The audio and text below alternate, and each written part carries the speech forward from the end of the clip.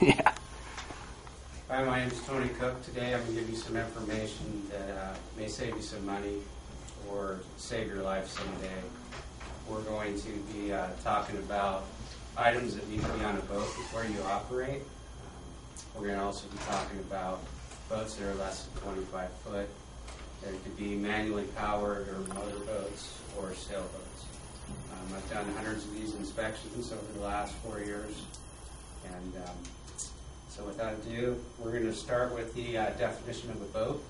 A boat is every description of watercraft used or capable of being used as a means of transportation on the water, but does not include aircraft equipped to land on water, boathouses, floating homes, air mattresses, beach and water toys, or single inner tubes. So if you lash 200 tubes together, it becomes a boat.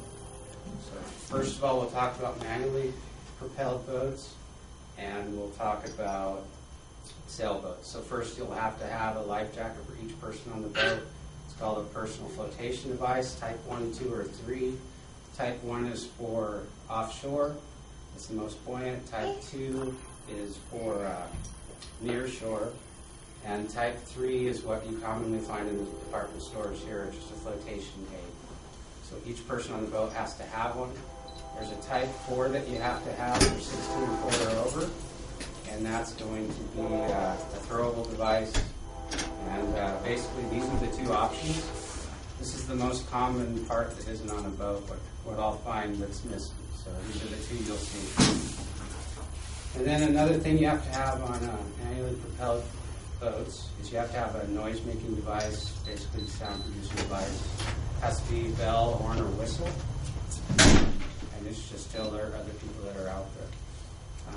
Boats that are 10 foot or over have to have an invasive species permit now. And that's to fund the program that takes care of the noxious weeds and animals that are out there in the water. Also, between sunset and sunrise and very restricted visibility, you'd have to have some nav lights out there. So next we'll go into motorboats, and we'll define what a motorboat is. It's any boat propelled by machinery.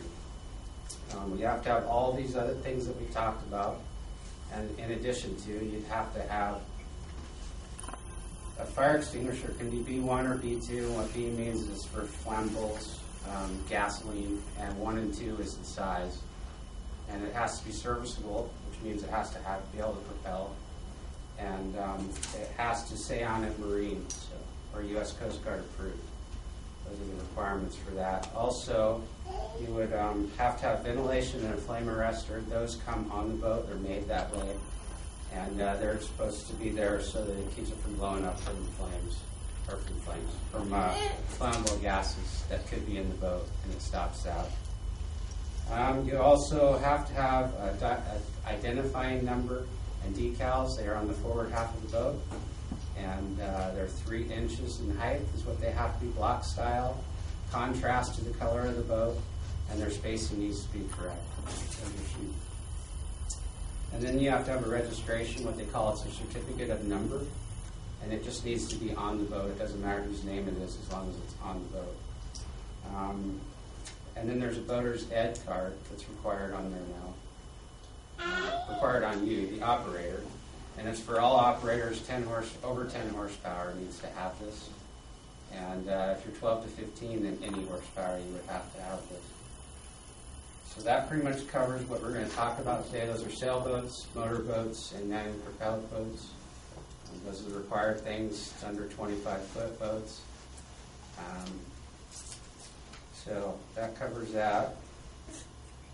There are some exceptions to these things, so before you go out, I would suggest you go to the Oregon State Marine Board. It's called boatoregon.com. If you do the internet, they have a handbook, and make sure you're within compliance before you go out. And there can be fines that are attached to this. They can be up to $472 per item. They're just violations, but they can add up to thousands of dollars if you choose not to do it. That's not enough motivation. And I would think that if somebody was hurt, you wouldn't want that to happen, and that would ruin your day. I want you to have fun out there, and thanks for listening.